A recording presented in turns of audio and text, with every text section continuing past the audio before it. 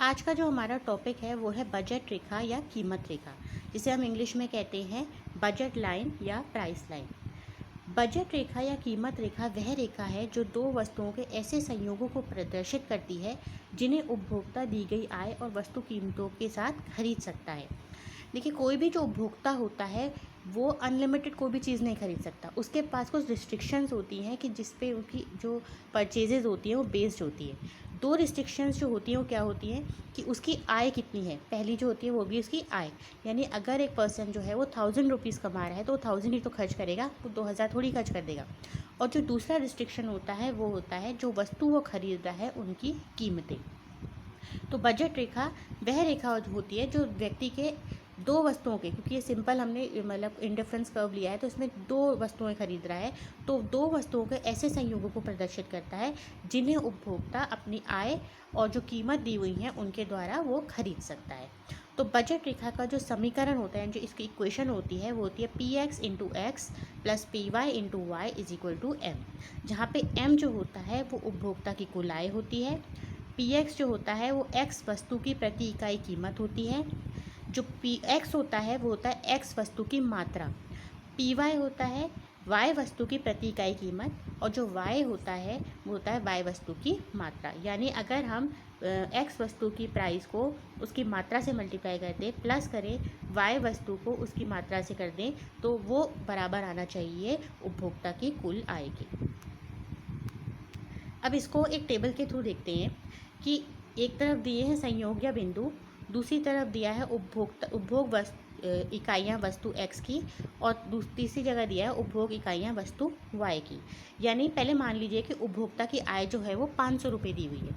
और जो दो वस्तु x और y हम ले रहे हैं इस टेबल में, उसमें जो x की कीमत है वो प्रति जो इकाई है वो है 50 रुपये, और जो y वस्तु है ये जो है 50 की है, और ये जो है y वस्तु ये 100 रुपये प्रति इकाई है। अब हम पहले पॉइंट R पे देखते हैं। R पे हम ये मान रहे हैं कि x वस्तु की वो कोई भी इकाई नहीं ले रहा है, और जो y है उसकी वो 5 इकाइयाँ ले रहा है। 5 इकाइयों का मतलब अगर हम रुपये में कन्वर्ट करेंगे तो क्या हो जाएगा 5 इंटू 100 यानी कि 500, यानी वो अपने जितनी भी आय है 500 रुपये वो खर्च कर रहा है y वस्तु को खरीदने में। अब अगर हम इस पर S को देखें तो इसमें वो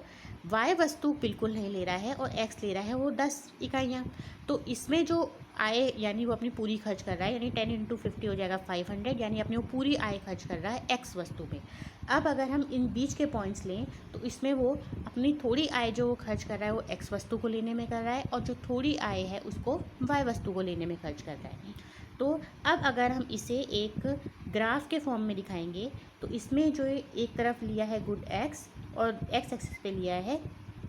y एक्सिस पे लिया है गुड y और x एक्सिस पे लिया है गुड x। अब इसमें जो ये p q k t s और r जो पॉइंट्स अगर हम इनको बनाएंगे जो ऊपर हमें टेबल दी इसकी सहायता से, तो उससे हमें जो मिलेगी वो मिलेगी प्राइस लाइन यानी बजट रेखा। अब इसमें जो पॉइंट R है यानी कि इसमें वो y की 5 यूनिट्स ले रहा है और x की बिल्कुल भी नहीं ले रहा है, और S यूनिट पे वो x के 10 यूनिट्स ले रहा है और y की बिल्कुल भी खरीदारी नहीं कर रहा है। तो ये जो कीमत रेखा होगी ये बताता है कि उपभोक्ता कितना परचेज कर रहा है, अगर कीमत दी हुई है वस्तुओं की और उसकी आय दी हुई है। अब इसमें जो प्राप्य और अप्राप्य संयोग है यानी अटेनेबल एंड अनअटेनेबल कॉम्बिनेशन, उनको देखेंगे। जो इस रेखा पे यानी R P Q K T S जो पॉइंट्स है, या इस ट्राइंगल के अंदर R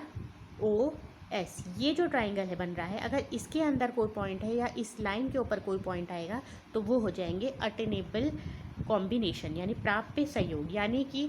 वो उपभोक्ता है वो उसको खरीद सकता है। लेकिन अगर इस लाइन के बाहर कोई भी पॉइंट होगा, जैसे ये Z पॉइंट दिख रहा है हमें, यानी उपभोक्ता जो है इसको नहीं प्राप्त कर सकता है, ये अप्राप्य संयोग है यानी अनअटेनेबल कॉम्बिनेशन है, क्योंकि उपभोक्ता की जो आय है वो केवल 500 ही है और वो इसको प्राप्त नहीं कर सकता है। अब इसमें जो हम देखेंगे वो है बजट रेखा की ढाल। बजट रेखा की जो ढाल होती है वो होती है माइनस Px अपॉन Py, यानी कि जो दो वस्तु x तथा y की जो कीमत अनुपात है वो उसको जो बताता है वो होता है कीमत रेखा की ढाल।